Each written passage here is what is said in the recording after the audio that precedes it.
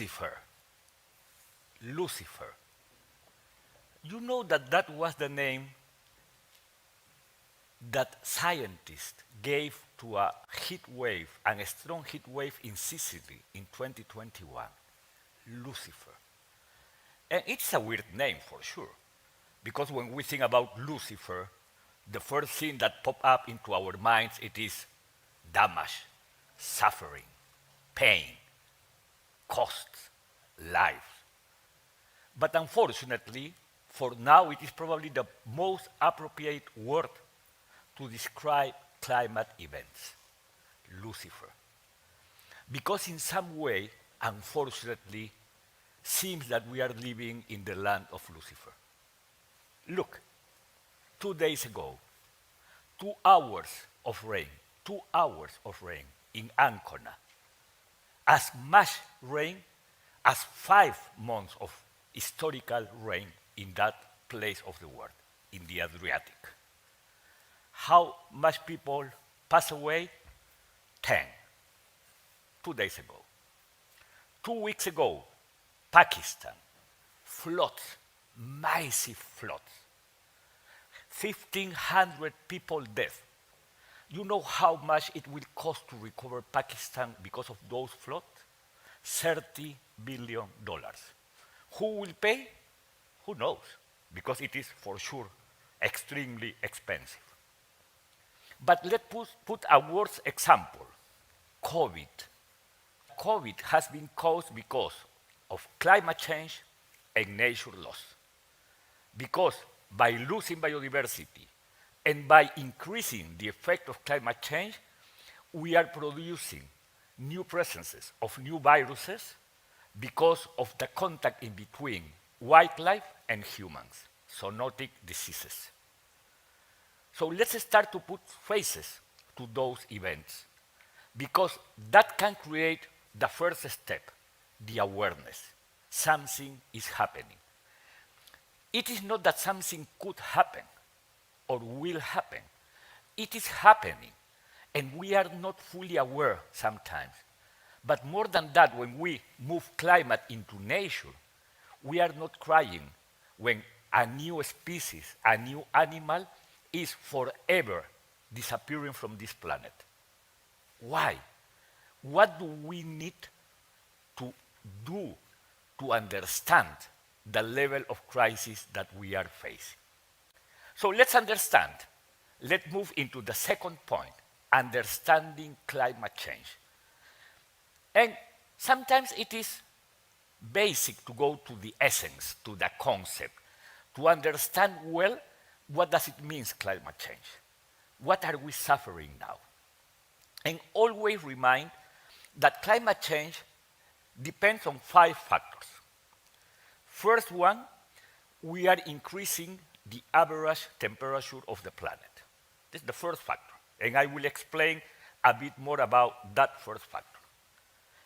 The second one, that is because greenhouse gases that we are emitting in huge volumes. The third one, it is that it has been caused by humans, by us. So let's go to the first one. We are raising the average temperature of the planet. Before of the beginning of the Industrial Revolution, when we started to burning fossil fuels, the Earth used to have an average temperature of 14.1.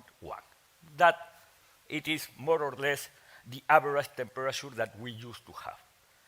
Since that time until now, we have already raised that average temperature in 1.2 degrees Celsius more. 1.2. But the science is saying to us, you must not raise that temperature in more than 1.5.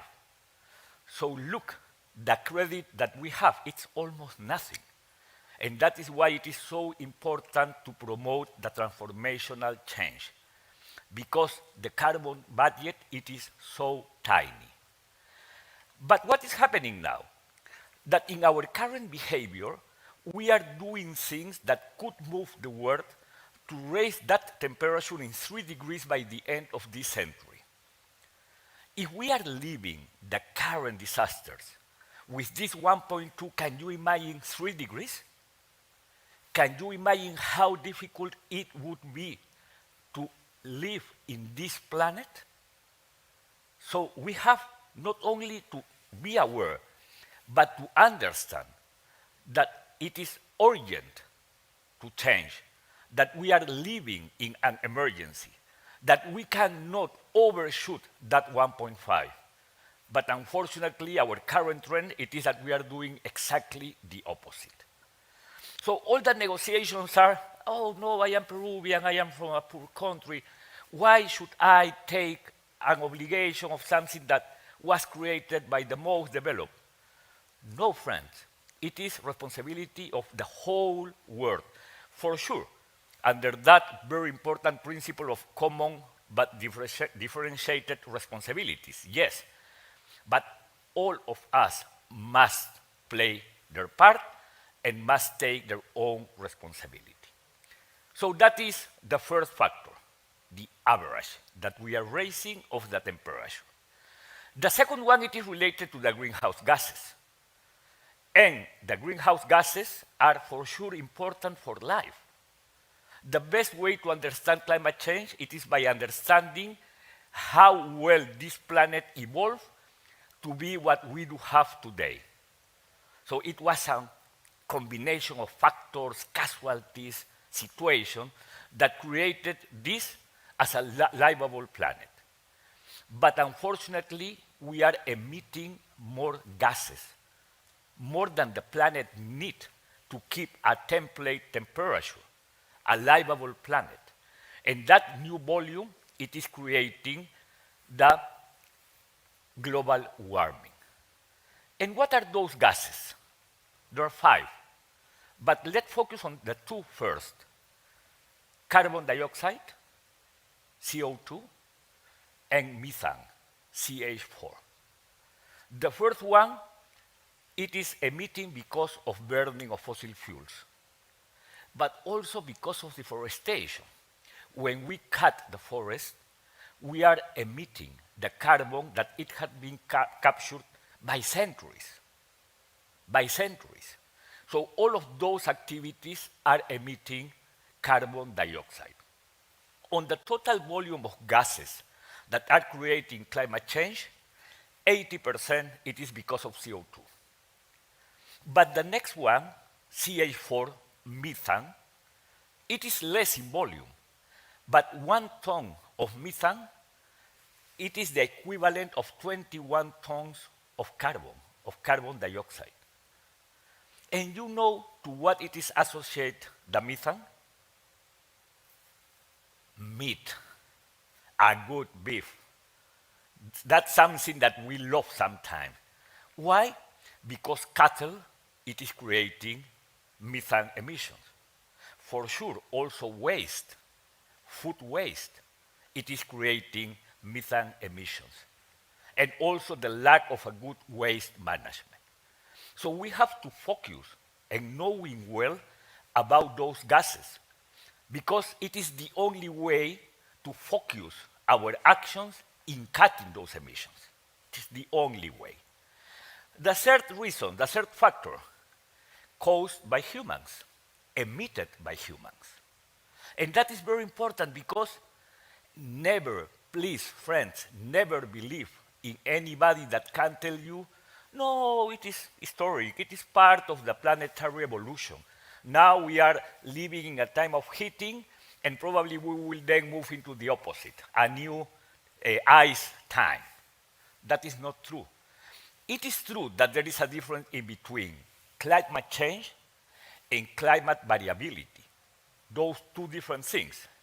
El Niño, that event that it is called El Niño, it has been historically a natural event, climate variability. But climate change, it is because of us, just because of us.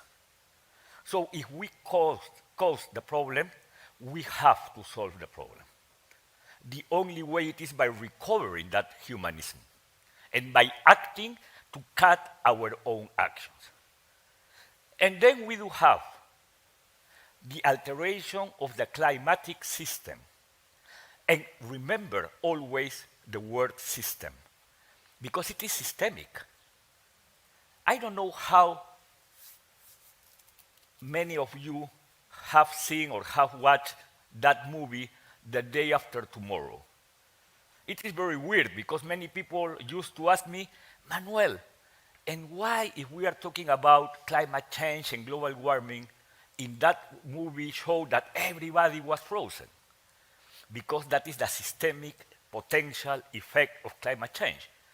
Because climate change can alter the sea currents, and the sea currents can alter the temperature. All is well integrated, well integrated. And we are changing that system, and the planet, it is not in the ability to adapt. That is the problem. That is why one of the key objectives of the fight against climate change, it is to give the planet the ability to adapt to the new reality. Because unfortunately, we won't go back into what we used to have before the climate change.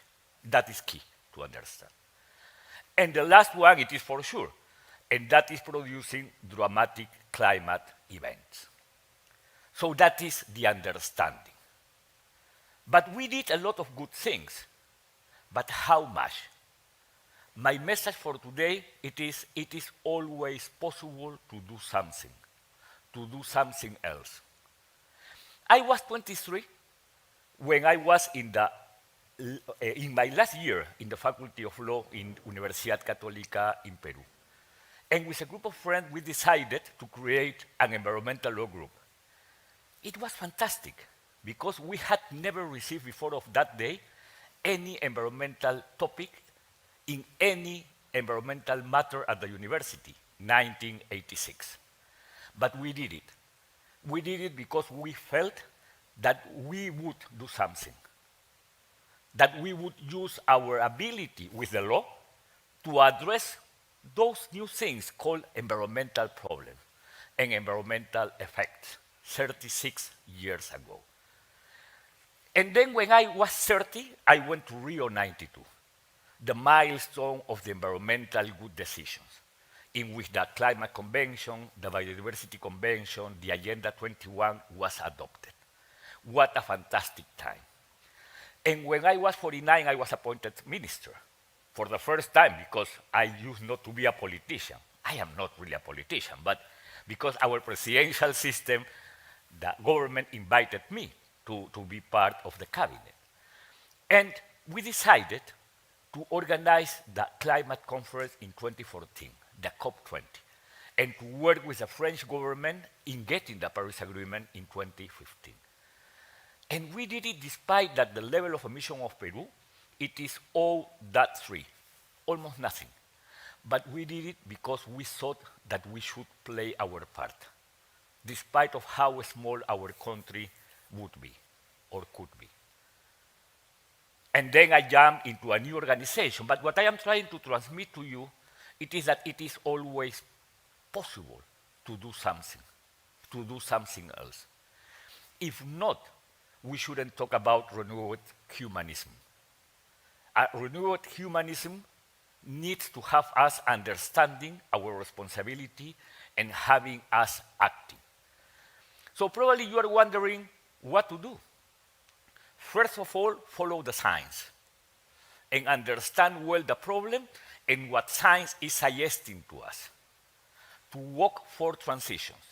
The transition of energy, that means to phase out fossil fuels, first coal, then oil, then natural gas. To promote clean energy, that it is possible, as we have heard today more than once. But also we have to promote the transition of industries by promoting circular economy and by having more energy efficiency.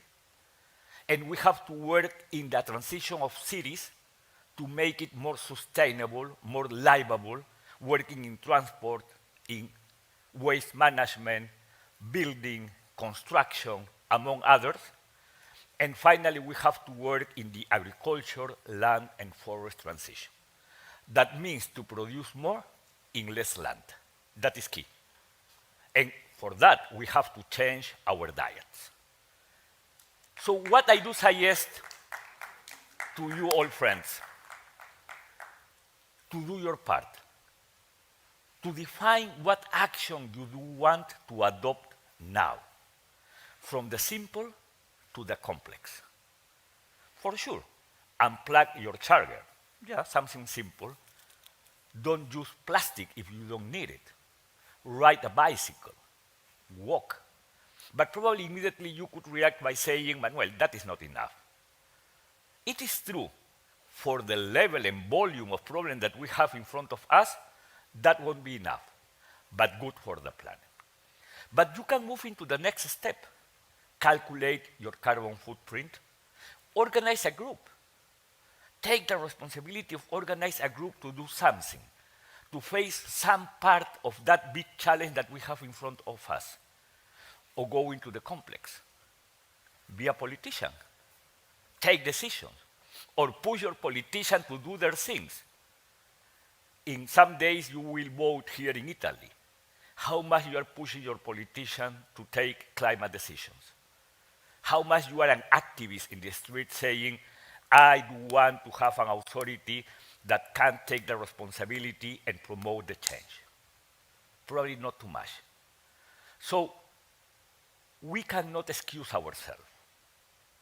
It is not that we are living in the middle of a war in Ukraine, and because of that, the energy crisis, food crisis, the inflation, we don't have money in our pockets.